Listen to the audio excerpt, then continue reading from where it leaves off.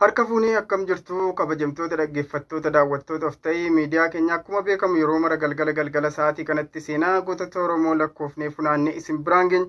Har'a seenaa gootota Oromoo keessaa seenaa goota Hayilee Fiidaa kutaa kutaatti qoonnee kutaa tokkoffaa isaa qabannee dhufneerraa hangadhuma qophiitti nu faana bu'aan affeerraa keenya. Hayilee Fiidaa Wallagga keessatti magaalaa Arjootti dhalate, Naqamteetti guddate.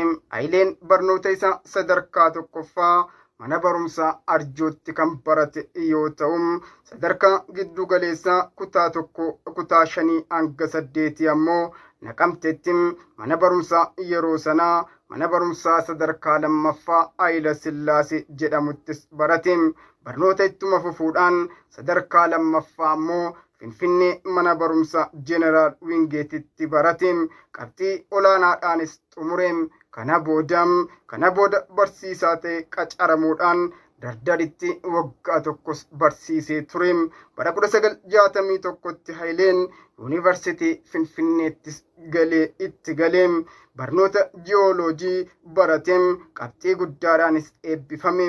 Dooktor Hayileen barataa cimaa ture. Barnoota sadarkaa lammaffaa isaa ammoo A10 fi B2 xumure. Yuunivarsiitii ammoo qabxii 4 fiduudhaan barataa kabajaa ta'ee eebbifame. Erga eebbifamee boodasim achuma Yuunivarsiitii Finfinneetti diipaartimentii jiyooloojiitiin gargaaraa eebbifamaa ta'ee akka barsiisaatti qacarame Yuunivarsiitii Finfinnee keessatti erga waggaa tokkoo fi barsiisee boodam barumsa digirii lammaffaa itti fufuuf gara Faransaayittis qajeele. Dooktor Hayilee Fiidaan Faransaayitti jalqaba barumsa isaa ji'oofiiziksii barachuun itti aansee waggaa 2 ammoo soosiyooloojii baratee eebbifame.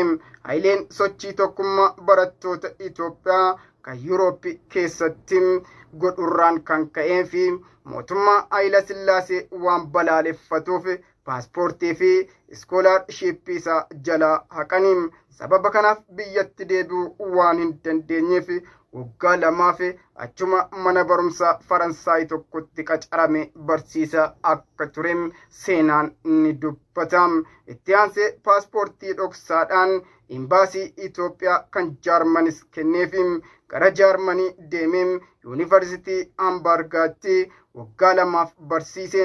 Amajjii 1975tti erga warraaqsi ho'ee boodam gara Itoophiyaattis deebi'e. Kabajamtoota dhaggeeffattoota daawwattoota keenya seenaa gooticha Hayilee Fiidaa kutaa tokkoffaa kanumaan xumurree kutaa lammaffaa isaatiin hanga walitti deebinutti qophiilee hafanii waliin turtii gaarii.